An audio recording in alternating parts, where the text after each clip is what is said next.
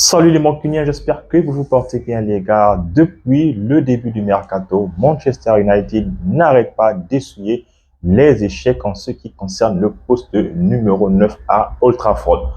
La toute première piste était Liam Delap qui a préféré aller du côté de Stamford Bridge à Chelsea.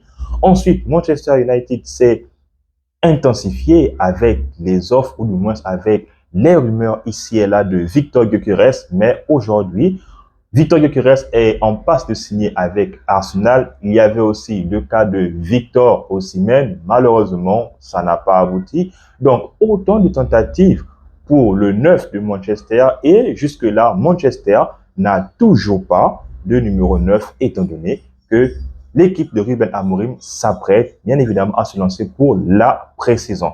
Alors les gars, le joueur qui semblerait être parmi les joueurs que personne ne voyait, mais contre toute attente, pourra peut-être être du côté de Manchester United, c'est bien évidemment l'ancien attaquant de Everton, Dominic Calvert-Lewin. Et oui les gars, Dominic Calvert-Lewin est un joueur qui pourrait être du côté de Manchester United, mais ce qui est sûr et certain, c'est que ce sera encore un risque que Manchester United pourra prendre avec ce joueur-là. Alors les gars, dans cette vidéo-là, vous l'avez compris, nous allons donc parler de l'ancien attaquant de Everton. Bien évidemment, mettre ses qualités en évidence, mettre aussi ses défauts, parce que c'est le but de la vidéo.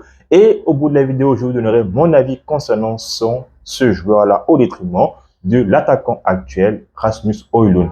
Donc les gars, vous connaissez la musique. Si vous n'êtes pas encore abonné, n'hésitez pas à vous abonner, de donner vos avis dans les commentaires. En attendant, installez-vous bien confortablement. La vidéo commence tout de suite. Alors les Mancuniens, ce n'est peut-être pas le nom le plus clinquant de ce mercato estival-là. Néanmoins, Calvert-Lewin reste l'une des valeurs peut-être les plus fiables du côté de la Première Ligue.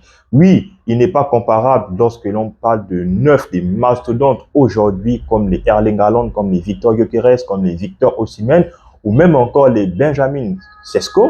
Néanmoins, il reste tout de même un buteur et Manchester United a donc besoin de lui. Donc, ce qui fait de Calvert-Lewin un candidat potentiel à pouvoir rejoindre Manchester United. Donc, bien évidemment, on va commencer par ses points positifs, donc ses qualités. C'est, encore une fois les gars, je ne veux pas cesser de le répéter, c'est un joueur qui connaît parfaitement la Première Ligue. Il a un total de plus de 240 matchs joués en Première Ligue et avec Everton, avec un total de 70 buts. Oui, ce n'est peut-être pas la moyenne, mais ça reste tout de même un joueur sur qui Manchester peut compter. Encore une fois, les gars, Calvert-Lewin est un joueur qui a fait sa plus belle saison lorsque un certain Carlo Ancelotti est passé du côté de Everton. Et là, on a pu assister à une éclosion, bien une émergence de ce joueur-là. Parce que cette saison, je pense que c'est la saison 2020-2021, Dominic Calvert-Lewin était un joueur presque inarrêtable. D'ailleurs, c'est même cette saison-là où il a tellement connu peut-être son prime, si on peut le dire ainsi, parce que il a été appelé pour les premières fois du côté de l'équipe de l'Angleterre. Donc, Ancelotti a su parler, a su remettre en confiance ce joueur-là qui était en ce temps considéré comme l'un des meilleurs espoirs du côté de l'attaque de Manchester. Malheureusement, ça ne s'est pas passé comme prévu, mais aujourd'hui, c'est un agent libre, ce qui fait encore une fois toute la grande différence, étant donné que Manchester United essaie tant bien que mal à économiser de fonds, à vendre des joueurs, mais aussi à faire une proposition qui serait acceptée par les joueurs que Manchester serait en train de cotiser. Donc, il y a des sommes qui sont plafonnées que certains joueurs n'auront plus d'ici quelques saisons. Et c'est la raison pour laquelle Dominic Calvert-Lewin, qui est proposé du côté de Manchester United, serait une piste, on va dire, assez onéreuse. Non seulement pour Manchester United, mais aussi pour Dominic lui-même. Oui, les gars, il vient de Everton. Everton, on ne va pas dire que c'est un club aussi prestigieux que Manchester United, même si, de façon historique, ce sont des clubs qui ont le même vécu en championnat. Je pense même que Everton est l'un des rares clubs en Première Ligue à ne pas être descendu en Championship. Donc, ça montre au moins la longévité qu'à ce club-là lors de l'élite anglaise. Et du côté de Calvert-Lewin, les gars, c'est un joueur, comme je l'ai dit tout à l'heure, il est agent libre, mais aussi il ne coûtera rien à Manchester United. Donc là, Manchester pourrait conclure directement un contrat avec le joueur lui-même.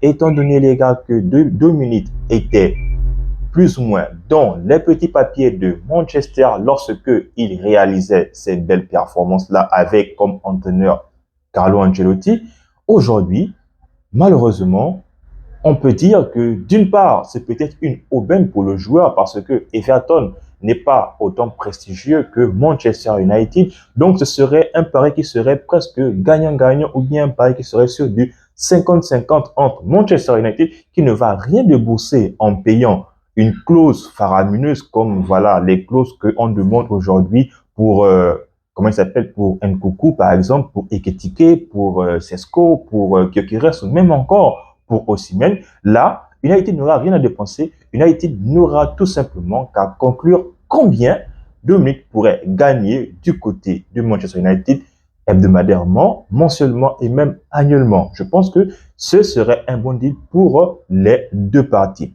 Ensuite, les gars, bien évidemment, Dominic Calvert-Lewin a forcément les inconvénients. Pourquoi Manchester United serait réticent à l'idée de signer ce joueur-là? L'une des premières raisons, voilà, qui vient avec insistance, c'est tout simplement son irrégularité. Depuis maintenant son passage avec Carlo Ancelotti, Dominic n'a malheureusement pas réussi à maintenir son niveau auquel il avait lorsque le tacticien italien était du côté de Everton. Ça passe par des irrégularités, comme je l'ai dit, mais aussi, les gars, ça passe par une freinaison totale de voilà sa carrière, de voilà donc son rendement qu'il pouvait apporter du côté de Everton, je voulais dire Tottenham. Et il s'est gravement blessé, les gars. Oui, c'est ce qui a vraiment freiné son évolution de sa carrière, les gars. C'est un joueur qui a raté près de 500 matchs, ou du moins plus de 500 matchs avec Everton à cause de ses blessures et à cause de son irrégularité. Donc, non seulement il était irrégulier avec le championnat, avec son équipe Everton, mais aussi ce qui a fait en sorte qu'il soit vraiment très éloigné des terrains, c'est parce qu'il est fragile. Il est très fébrile. Pour un attaquant, c'est vraiment dommage, sachant que c'est un joueur qui a la possibilité de faire un bon pressing, qui est très bon de la tête, qui est très bon balle au pied et qui a aussi une belle frappe de loin à distance. Donc, malheureusement, je pense que si on muscle son jeu, ce serait un joueur sur qui Manchester United pourrait s'appuyer pour pouvoir avoir un jeu dos au but et pour pouvoir lancer des ailiers, comme par exemple Beaumont, si et seulement si il arrive de côté de Manchester United, ou même encore lancer un autre joueur qui est donc Cunha, qui lui, les gars, sera bel et bien de la partie pour la saison 2025-2026.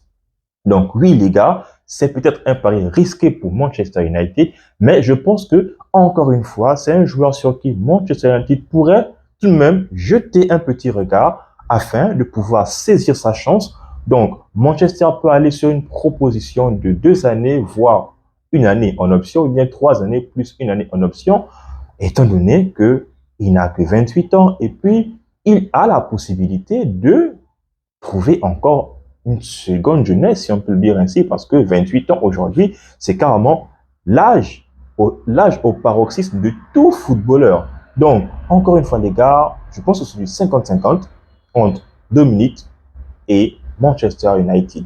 Maintenant, les gars, mon avis concernant ce joueur, je pense que mon avis il est plutôt favorable à la venue de ce joueur-là. Il ne va rien coûter à Manchester United. Manchester va directement conclure un contrat avec lui et son agent, donc ce qui fera en sorte que Dominic Calvert-Lewin, étant donné qu'il a quitté Everton pour Manchester United, Manchester United, cette saison, n'a peut-être rien à envier à Everton, ou du moins Everton n'a rien à envier à Manchester United, sauf que là, il sera dans un club avec beaucoup plus de prestige, mais aussi, il sera dans un club qui, dans un certain sens, lui donnera une seconde chance afin de pouvoir montrer au grand public son potentiel. Donc, content de sa probable arrivée, peut-être bien. Donc, nous sommes bien évidemment au conditionnel parce que ce ne sont encore que des rumeurs. Donc, s'il fallait donner une note sur son arrivée, les gars, je dirais 6 à 7,50 pour Dominic Calvert-Lewin du côté de Manchester United.